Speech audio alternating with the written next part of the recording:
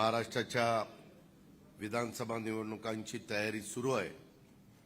कालच आम्ही महायुतीच्या प्रचाराचा नारळ अंबाबाईचं दर्शन घेऊन कोल्हापूरला त्या ठिकाणी फोडला। मुख्यमंत्री, मी, उपमुख्यमंत्री, तिथले 10 उमेदवार सगळे आम्ही तिथे उपस्थित होतो। आठवले साहेब होते, सदाशिवराव खोत होते, कवाडे साहेब होते, जे घटक पक्ष आहेत ते सगळेजण तिथे उपस्थित होते। या निवडणुकीत सहभागी होणाऱ्या सर्व पक्षांचे जाहीरनामे देखील जाहीर होत आहेत। आमचा युतीचा पण जाहीरनामा येणार आहे, परंतु त्याचबरोबर एक पक्ष म्हणून पक्षाचा पण जाहीरनामा। आणि पत्रकार मित्रांनो, यावेळेस आम्ही आमच्या ज्या विधानसभा मतदारसंघ लढवतोय त्याचा पण त्या मतदारसंघाचा जाहीरनामा हा आम्ही देतोय। मगाशी तुम्ही एक जी क्लिप बघितली, त्याच्यामध्ये साधारण बारामतीमध्ये पुढे 5 वर्षामध्ये काय करायचं, काय माझं विजन आणि आमच्या पक्षाचं विजन आणि आमच्या सहकार्यांचं राहणार आहे, हे त्याच्यातनं लोकांना दाखवण्याचा प्रयत्न आम्ही केलेला आहे।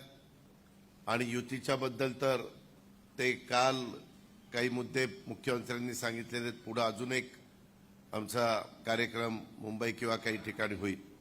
आज या निवडणुकीच्यासाठी राष्ट्रवादी काँग्रेस पक्ष पार्टीचा जाहीरनामा सादर करण्याच्या करता आपण सगळेजण जमलो। यंदा आम्ही एक वेगळा दृष्टिकोन ठेवून हा जाहीरनामा बनवलेला आहे।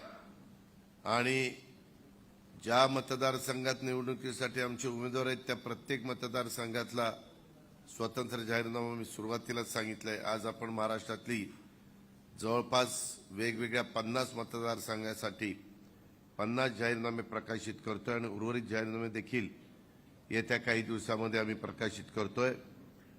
सुनील तटकरे आमचे राष्ट्रवादी काँग्रेस पक्षाचे प्रांताध्यक्ष हे मुंबईतून महायुतीचा राज्यव्यापी जाहीरनामा आणि प्रत्येक मतदारसंघाच्या जाहीरनाम्याचा सारांश असलेली एक पुस्तिका हे प्रकाशित करतायत। यंदा आम्ही प्रत्येक मतदारसंघासाठी स्वतंत्र जाहीरनामे तयार करून प्रत्येक भागाच्या विशेष गरजा लक्षात घेऊन काम करतोय। आणि या स्थानिक जाहीरनाम्यामध्ये आमच्या आमदारांच्या महत्त्वपूर्ण कामगिरीबद्दल आणि आमचे उमेदवार पुढील 5 वर्षात कोणती महत्त्वपूर्ण कामं करणार आहेत याची माहिती देण्यात आलेली आहे।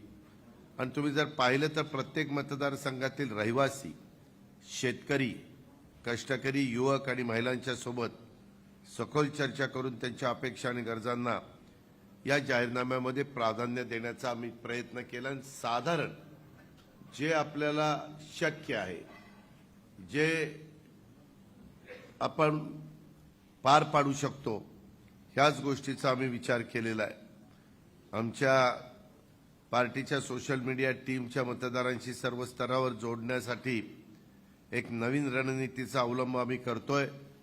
अलीकडे आम्ही आमच्या प्लॅटफॉर्मवर AI आधारित जाहिरात मोहीम सुरू केली आहेत आणि त्याला तसं बघितलं तर सर्व स्तरावर भरघोस अशा प्रकारचा प्रतिसाद मिळतोय, त्याचा आम्हाला समाधान आहे। त्याचप्रमाणे वेगवेगळ्या 50 विधानसभा मतदारसंघात देखील हे जाहीरनामे, व्हिडिओ आणि गाणे ही तयार केलेली आहेत। आज बारामतीचा उमेदवार म्हणून बारामतीचा जाहीरनामा सादर करण्याचा मला अभिमान आहे। आमच्या प्रत्येक उमेदवाराने त्यांच्या मतदारसंघात स्वप्नांना आणि आकांक्षांना ते सादर केलेलं आहे। या जाहीरनाम्यासोबत आम्ही बारामतीचा जाहीरनामा, व्हिडिओ आणि राष्ट्रवादीच्या प्रचार मोहिमेचं गीत देखील प्रसिद्ध केलेले आहे। गेल्या 30-35 वर्षात बारामतीचा झालेला बदल पाहून मला अतिशय आनंद होतो। आपण एका वेगळ्या रूपातील बारामतीतून प्रवास करत इथपर्यंत आज पोहोचलेलो आहे। आणि मी आमदार म्हणून केलेल्या विकास कामं बारामतीमध्ये सर्वत्र दिसून येतात। मी गेल्या 5 वर्षामध्ये बारामतीला 9,000 कोटी रुपयांचे प्रकल्प आणि विकास कामं केली आहेत। महाराष्ट्रातील कोणत्याही विधानसभा मतदारसंघात याहून मोठा निधी आलेला नाही। या विविध विकास कामांचे विवरण एका विशेष पुस्तिकेत एकत्र केले आपण। मात्र आज मी आपल्यासमोर आमच्या आगामी काळातील जाहीरनाम्यावर लक्ष केंद्रित करण्याचा प्रयत्न करतोय। गेल्या 33 वर्षापासून माझं एकमेव ध्येय आहे ते म्हणजे बारामतीत प्रत्येक प्रगतीचा नवीन आलेख गाठणं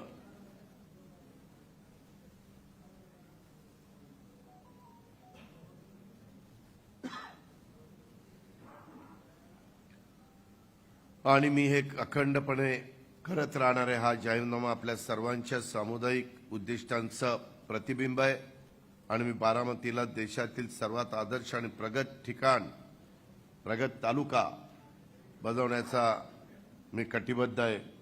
बारामतीला कुस्तीची एक समृद्ध अशी परंपरा आहे। माझ्या स्वतःच्या कुस्तीवरील प्रेमावर इथल्या खेळाडूंना आवश्यक सुविधा पुरवण्याचा आम्ही प्रयत्न केला आहे। मात्र महाराष्ट्राने इतर राज्यांप्रमाणे आंतरराष्ट्रीय स्तरावर अद्यापही खेळात यश मिळवलेलं नाही, ही खंत माझ्या मनात नेहमीच असते। यावर उपाय म्हणून बारामतीमध्ये महाराष्ट्रातील पहिली जागतिक दर्जाची क्रीडा अकादमी उभी करण्याचं मी ठरवलेले आहे। पंजाब आणि हरियाणासारख्या प्रगत राज्यांच्या मध्ये संस्थांच्यामधून प्रेरणा घेऊन ही अकादमी बॉक्सिंग, कुस्ती, भालाफेक, शूटिंग, पोहणं इत्यादी प्रकारचे खेळाडू तयार केले जातील अशा प्रकारचा आणि आधुनिक सुविधा, वैधानिक कोचिंग आणि प्रशिक्षणासह ही अकादमी महाराष्ट्रातील खेळाडूंना प्रशिक्षण देईल। आम्ही बारामतीतील शेतकऱ्यांच्यासाठी 5,000 कृषी आधारित MSME फूड प्रोसेसिंग युनिटची एक नेटवर्क स्थापन करणार आहोत, ज्यामुळे रोजगाराच्या नवीन संधी माझ्या बारामतीकरांना आणि आजूबाजूच्या माझ्या सहकाऱ्यांना उपलब्ध होतील। तसेच एक बारामतीत लॉजिस्टिक पार्क लवकरच उभारण्यात येणार आहे, जे कुरिअर, लघु स्टोरेज सुविधा, वाहतूक केंद्र आणि कॉल सेंटर यांच्यासारख्या उद्योगांचं केंद्र बनावं, ज्यामुळे स्थानिक रोजगारांना त्या ठिकाणी संधी निर्माण होतील।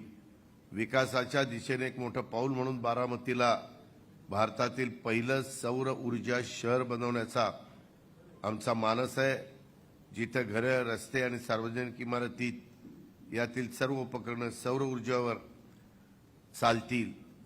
आरोग्याच्या क्षेत्रात बारामतीत एक अत्याधुनिक, सध्या कॅन्सरचं प्रमाण जगात वाढतंय, महाराष्ट्रात वाढतंय, देशात वाढतंय, तर कॅन्सरवर कर्करोग रुग्णालय उभारण्याचा मी निश्चय केलेला आहे, ज्यामुळे पुणे मुंबईला जाऊन उपचार घेण्याची गरज आज माझ्या ग्रामीण भागातल्या जनतेला जी भासते ती भासणार नाही।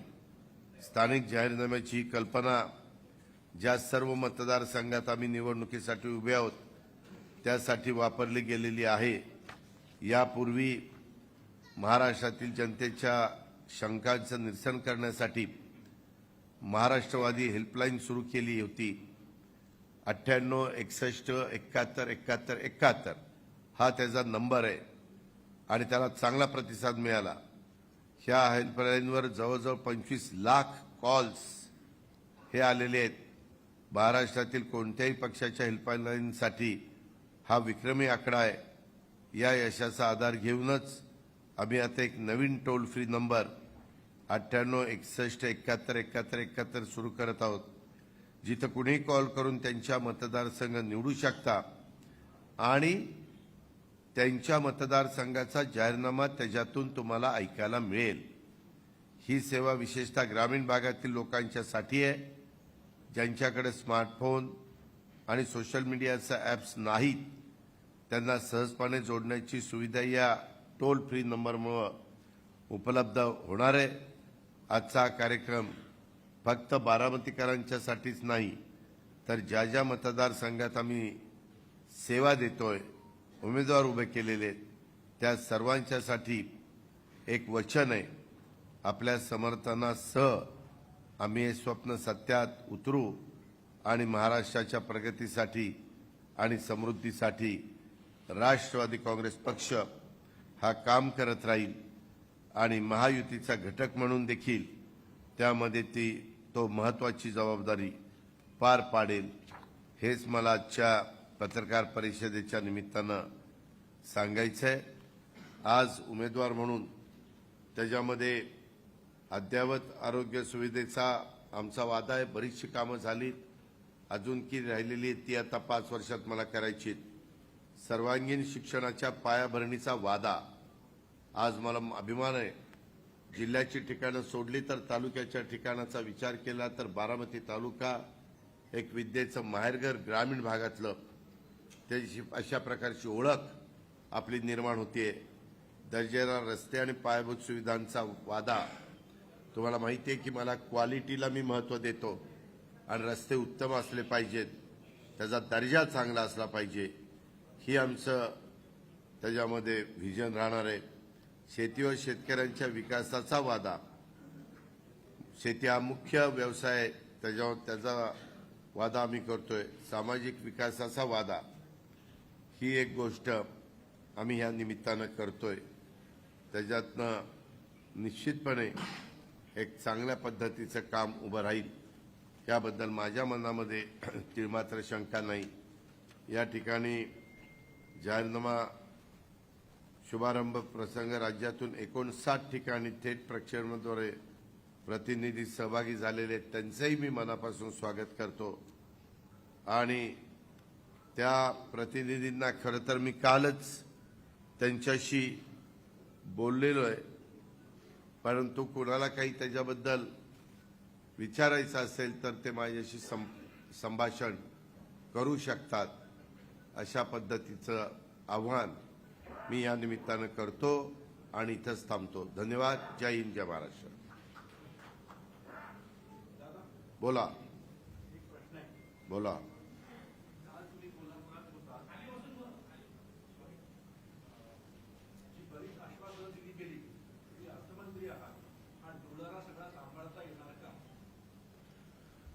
कालची जी आश्वासनं दिली गेलेली आहेत मुख्यमंत्र्यांनी सादर केलेली, त्याच्या संदर्भामध्ये मी आपल्याला सांगतो की त्याच्यातली बहुतांशी आश्वासनं ही सांभाळता येण्यासारखी आहेत।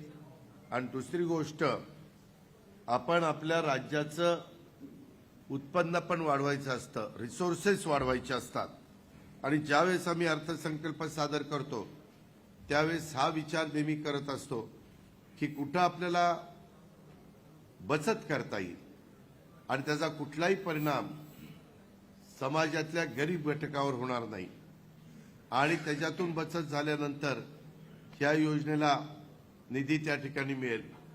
मला तुमच्या या प्रश्नावरून काल मी एक विरोधी पक्षाचं दुपारी भाषण ऐकली, त्यांनी एकीकडे आमच्यावर आरोप करतात एवढ्या घोषणा प्रत्यक्षात कशा येणार, ह्या घोषणा प्रत्यक्षात यायला राज्य कर्जबाजारी होईल किंवा म्हणतात राज्य कंगाल झालंय वगैरे वगैरे, आणि त्यांनी त्याच्यात आणखीन आकडे वाढवले। आम्ही जे देतोय त्याच्यापेक्षा जास्तीचा, आणि शिवाय आणखीन वेगवेगळ्या योजना ज्या आर्थिक भार देणाऱ्या आहेत अशा प्रकारच्या त्यांनी त्या सादर केल्या। मी त्याच वेळेस ते बघितल्यानंतर म्हणलं की जे अर्थ मंत्रालय म्हणून 10 वर्षाचा अनुभव बघता त्याच्यातल्या बऱ्याचशा योजना त्यांना त्या ठिकाणी करताच येऊ शकणार नाही। आणि दुसरी गोष्ट, केंद्र सरकार त्यांच्या विचाराचं नसल्यामुळे केंद्रातनं जी भरीव अशा प्रकारची मदत ही राज्याला मिळायला पाहिजे ती त्या बाबतीमध्ये त्यांना मिळू शकत नाही। आमचं मात्र उलट आहे, आम्हाला मदत मिळू शकते। हे आंध्र प्रदेश आणि बिहारच्या उदाहरणावरून आपल्याला सगळेजण पाहता, त्याच्यामुळे ह्या योजना आम्ही चालू।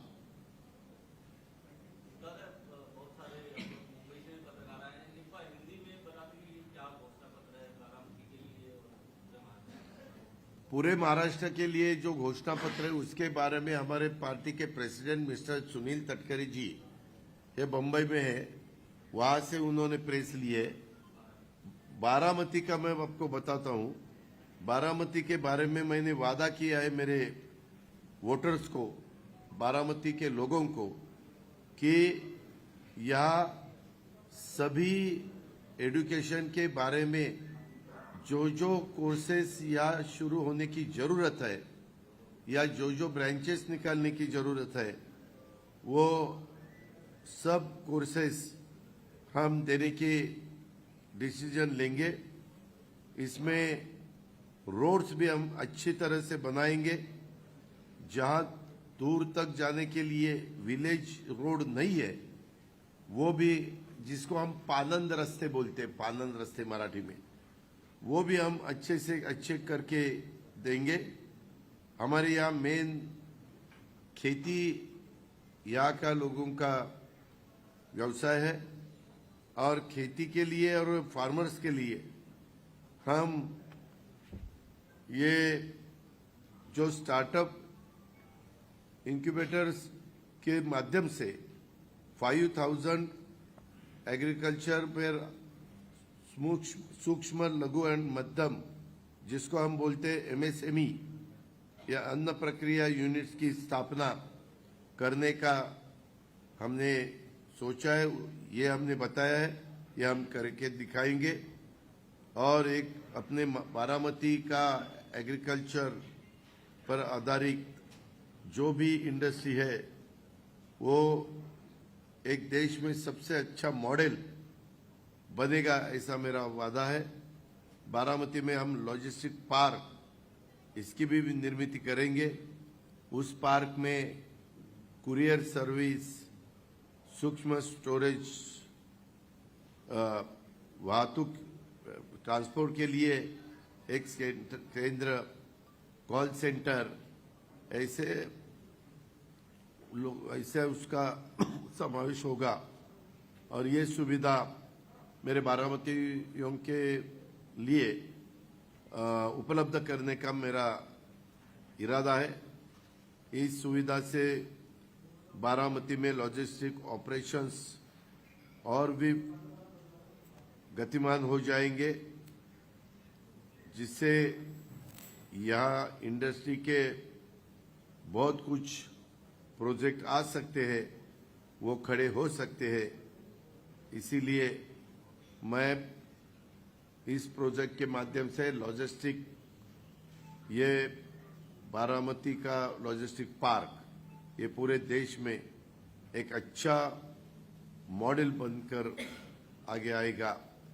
बारामती में पूरे देश में एक पहली सिटी बारामती ऐसी होगी जो हमने सोचा है कि सोलर सिटी हमें बनाने का हमारा इरादा है। और ये करते वक्त जिसके लिए रोड भी है, उसका घर भी है, और कोई जगह समझो हमारी government of India, government of Maharashtra की इमारत हो, ये उनके लिए सप्लाई करने के लिए, बिजली मिलने के लिए हम सोलर पैनल बिठाकर ये पहली सोलर सिटी बनाना चाहते हैं। इसमें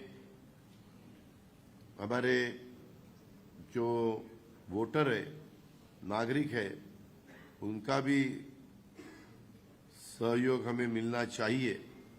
ऐसे मुझे उनको भी रिक्वेस्ट है, मैं उनको रिक्वेस्ट करना चाहता हूं। बारामती के रोड के ऊपर के, पहले बारामती सिटी के पूरे जो लाइट्स है वो सोलर पावर पे हम चलाने वाले, उससे पावर की बचत होगी। और बारामती सिटी में एक अच्छी तरह से ऊर्जा एनर्जी मॉडल ये पूरे देश में बन सकता है। और कैंसर का आजार बहुत जगह अभी आपको दिखाई देता है, उससे लोगों को बहुत तकलीफ भी होती है, फंड्स भी उनके पास नहीं रहते, गरीब लोगों को उसकी बहुत बड़ी कीमत चुकानी पड़ती है। इसीलिए मैंने सोचा कि बारामती के एरिया के लोगों के लिए, आजू बाजू के तालुका के एरिया के लोगों के लिए, बम्बई को पूना के जाके उसके ऊपर ट्रीटमेंट लेना असंभव है, बहुत कॉस्टली है। इसके कारण मैं एक अच्छा सा हॉस्पिटल ये वहाँ बनाना चाहता हूँ। इससे बहुत गरीब लोगों को मदद होगी, मिडिल क्लास को मदद होगी, ये मेरा पूरा भरोसा है। उसमें ऐसे अलग अलग हमने सब्जेक्ट लिए हैं, और ये हमारा बारामती का विजन है ये आपको मैंने बता दिया है।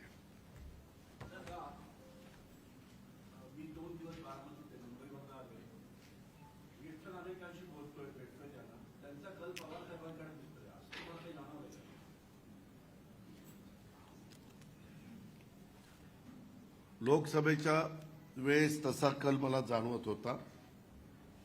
विधानसभेला निश्चित बारामतीकरांचा कल बदललेला आहे आणि तुम्हाला तो 23 तारखेला पाहायला मिळेल।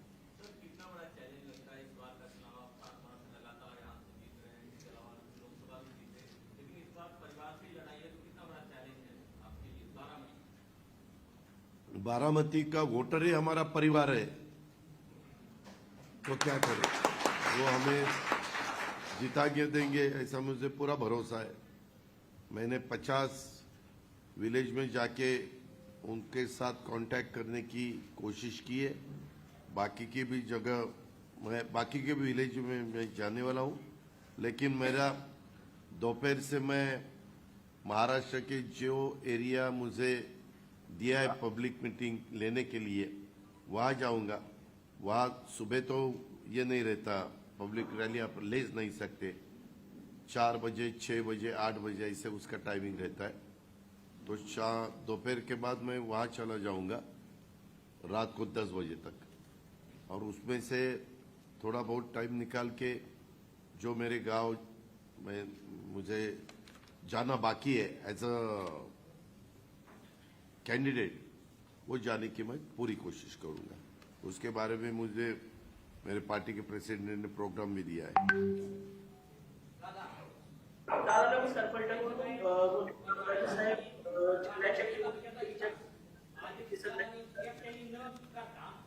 एक मिनिट।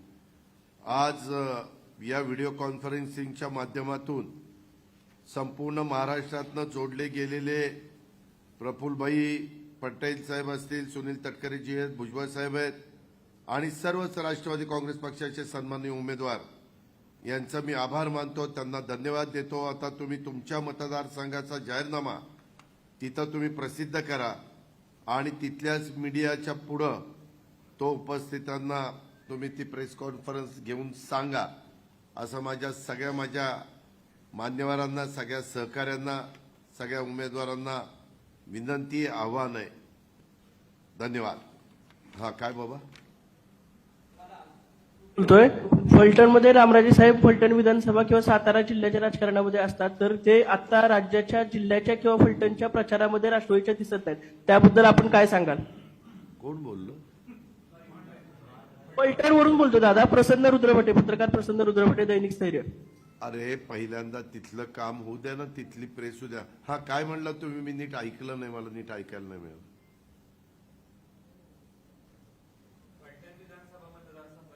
हा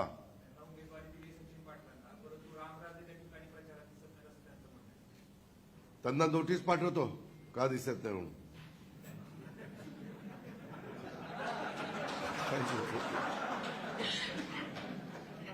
हा आप बोलिए। हा तुम्ही सांगा।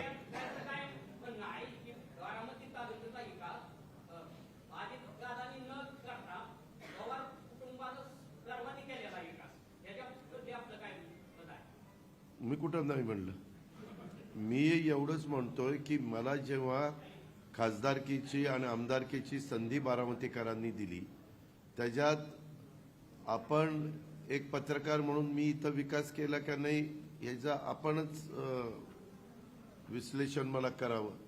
माझ्या माहितीप्रमाणे सगळ्यांनी केला, पण त्याच्यात माझाही थोडासा खारीचा वाटा आहे। त्यांचा मोठा आहे, माझा खारीचा आहे।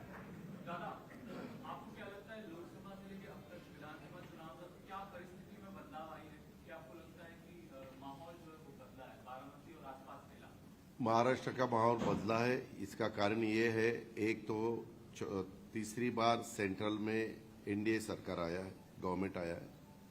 दूसरा, उन्होंने महाराष्ट्र के लिए जो बार बार हमारे अपोजिशन वाले बोलते कि यहाँ के प्रोजेक्ट, यहाँ के इंडस्ट्री बाहर जा रही है, गुजरात जा रही, वो सब गलत है। उसमें कैबिनेट ने पहले ही कैबिनेट में सेंट्रल की मैं बोल रहा हूं, 75,000 करोड़ का वाढवण पोर्ट, जो पूरे वर्ल्ड में जितने भी पोर्ट है पहले 10 पोर्ट में उसका नंबर आ जाएगा। इतना बड़ा पोर्ट उन्होंने अपने को दिया है, उन्होंने सेंट्रल ने दिया है। वो साइट बहुत अच्छी है। आपको ताज्जुब होगा कि 35 साल 35 साल चालू है। वो करना चाहिए, करना चाहिए, करना चाहिए, क्योंकि अपने यहाँ बहुत इस पूरे देश के बाजू में समुंदर होते हुए भी साइट अच्छी होनी चाहिए, वहाँ डीप होना चाहिए। वैसे वो साइट अपने को नंबर 1 की साइट अपने देश में वहाँ मिली है, और वो महाराष्ट्र में है, पालघर डिस्ट्रिक्ट में है। वाढवण वहाँ का विलेज का नाम है, और वहाँ का भूमि पूजन भी किया है। बाकी के पोर्ट हो, एयरपोर्ट हो, या रेलवे लाइन हो, या वंदे भारत ट्रेन हो, बुलेट ट्रेन हो, ऐसे भी बहुत से काम अभी चालू है, गवर्नमेंट के हाथ में है। उसका भी फायदा महाराष्ट्र को मिलेगा, नंबर 1। नंबर 2, इस दफा बारिश बहुत अच्छी हुई है। पिछले दफा पार्लियामेंट के चुनाव के बाद बारिश इतनी अच्छी नहीं थी। जब बारिश अच्छी नहीं रहती तो हमारे फार्मर्स बहुत परेशान रहते, उनका मन नहीं करता खेती करने के लिए। लेकिन अभी सब अपने अपनी खेती ठीक तरह से कर रहे, क्रॉप ले रहे। हमने इंश्योरेंस 1 रुपए में उनको दिया है। उनको हमने बहुत से जगह 0% इंटरेस्ट से क्रॉप लोन दिया है।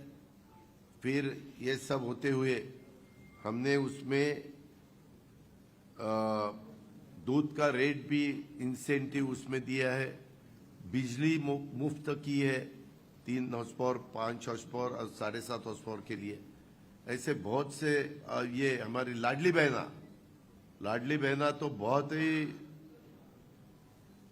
हमारे लोकप्रिय हुई है महाराष्ट्र में।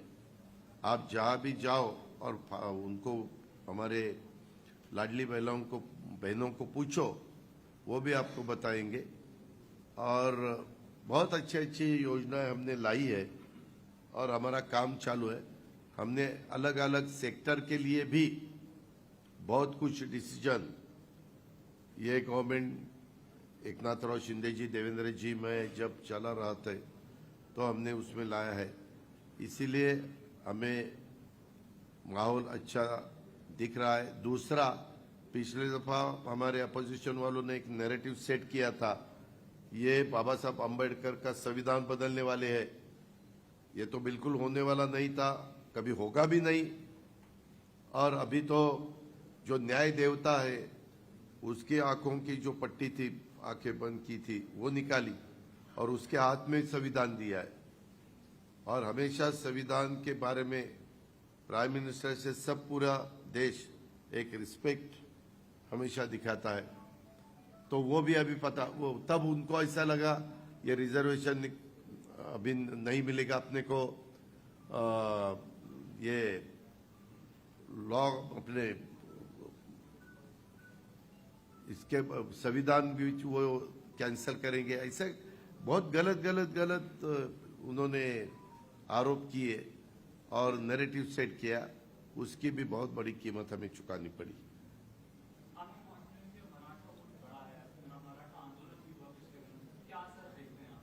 अभी उसके बारे में जो एक लीडर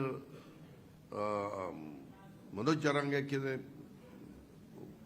वो आगे आए, तो उन्होंने 2 या 3 दिन पहले बताया कि चुनाव, पहले बोल रहे थे कि हम चुनाव लड़ने वाले, कैंडिडेट देने वाले, लेकिन बाद में उन्होंने बहुत लोगों के साथ बात जब की तब उन्होंने डिसीजन लिया कि अपने को लड़ाना नहीं, जिन वोटर्स को जो अच्छा कैंडिडेट लगेगा उसको वोट देना, ऐसा उन्होंने आह्वान किया।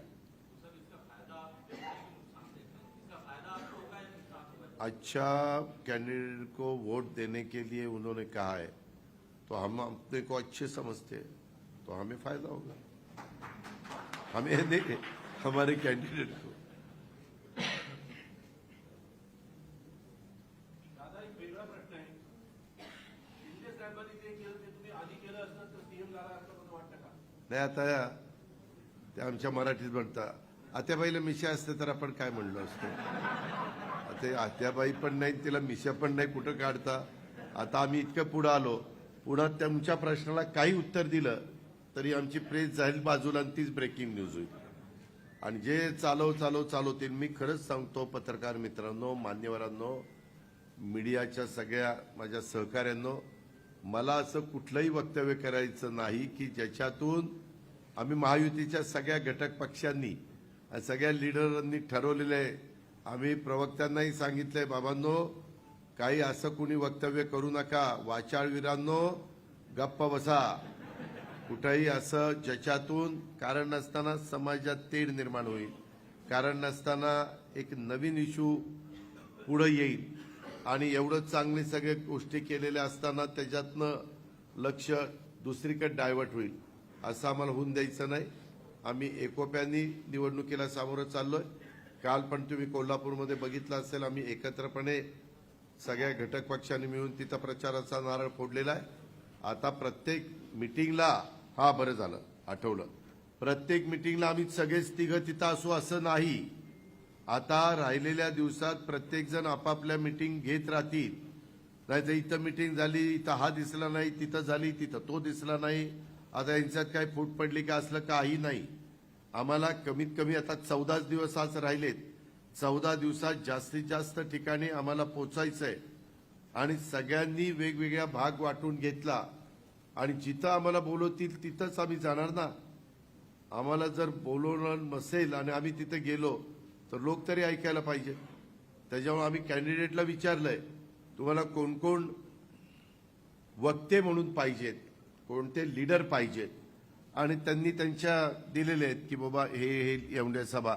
आणि मी ॲज अ कॅन्डिडेटच्या नात्याने सांगतो फार सारख्या सभा पण लोकांना नको असतात, कारण त्या उमेदवाराचं सगळं लक्ष मग त्या सभेवर जातं, त्याचा दिवस त्याच्यामध्ये जातो, खर्च त्याचा वाढतो.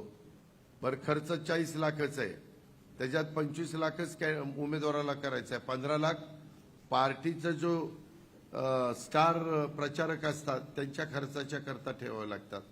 अशा सगळ्या गोष्टी आहेत. त्यामुळं सध्या व्यवस्थितपणे प्रचार करणे. आता एकनाथराव शिंदे मुख्यमंत्री आहेत, त्यांच्या नेतृत्वाखाली महायुतीचा प्रचार चालू आहे. आम्ही एकनाथराव आपले देवेंद्रजी आम्ही पण पूर्णपणे त्याच्यामध्ये झोकून दिलंय आणि निवडणुकीला आम्ही सामोरं जातोय.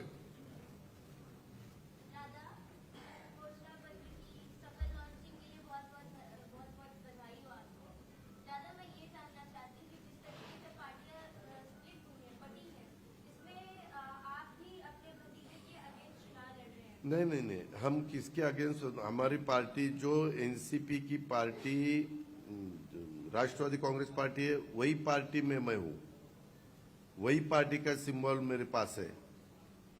हम जब तक डिसीजन नहीं देंगे तब तक आप वहां लिखना कि ये कोर्ट मैटर है.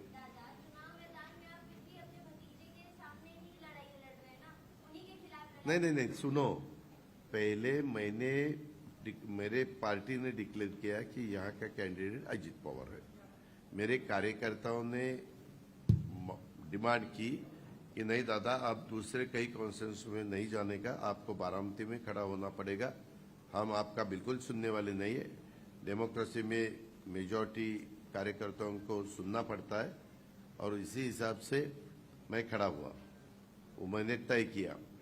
अब ये मेरे सामने कौन खड़ा करने का अधिकार तो आघाड़ी को है, तो आघाड़ी ने वो तय किया है.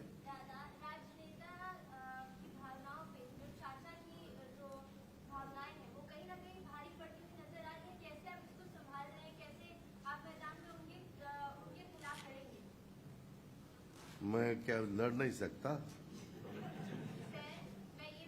ये देखो, मैं मेरे सामने करीबन 32 कैंडिडेट है ना, 23. तो पहले दो मशीन शायद विड्रॉ किया इसीलिए 23 कैंडिडेट. मैं हमेशा देखता हूँ. मैं 7 बार विधान असेंबली और 1 दफा लोकसभा इसका चुनाव लड़ा हूँ. अच्छे वोटों से मेरे बारामती के लोगों ने, वोटर्स ने मुझे जिता के दिया। पुरानी बारामती पार्लियामेंट की जो कॉन्स्टिट्यूंसी है उसमें बारामती, इंदापुर, शिरूर, दौंड, पुरंदर, हवेली ये सब एरिया था, उसमें भी बहुत वोटों से मैं जीत के आया था। तब ऐसे छोटी कॉन्स्टिट्यूंसी रहती थी, 91 का मैं बोल रहा हूँ। और जब भी जो भी चुनाव आता है तो सामने वाला कैंडिडेट स्ट्रांग है, अपने को ठीक तरह से ये काम करना पड़ेगा, वोटर को मिलना पड़ेगा, ऐसा सोचकर ही हम लोगों के पास जाते हैं, वोट मतदाताओं के पास जाते हैं और उसी हिसाब से हमारा काम चालू है। तो अभी वोटर सोचेंगे कि कौन बारामती का प्रतिनिधित्व अच्छी तरह से करेगा, उसको वोटर वोट देंगे, इतना ही मुझे पता है।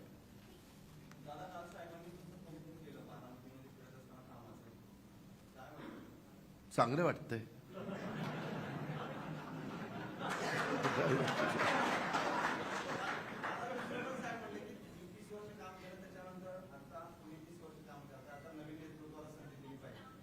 ते चांगलं नाही वाटत।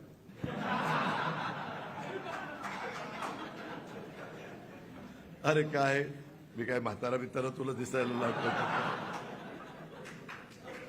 अरे अजून पाहिजे ते करायला सांग, नाही केलं ते यायला पवारीच्या।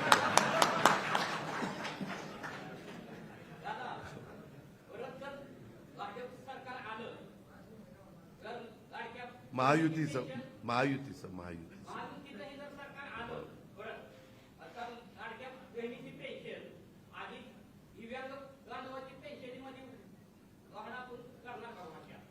आमचा जाहीरनामा हा तुम्हाला त्या ठिकाणी पाहायला मिळेल।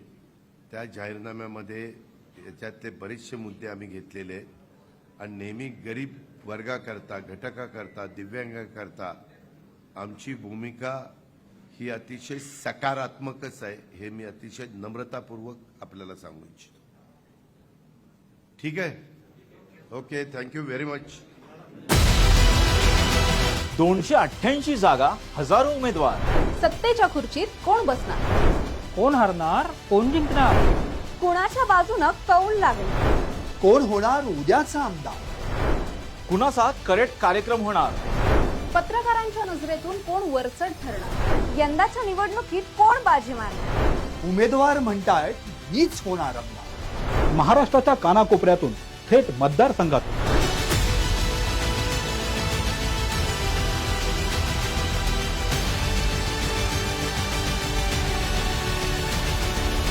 टॉप न्यूज मराठीची संपूर्ण टीम विधानसभेसाठी सज्ज। पहा कोण होणार आमदार।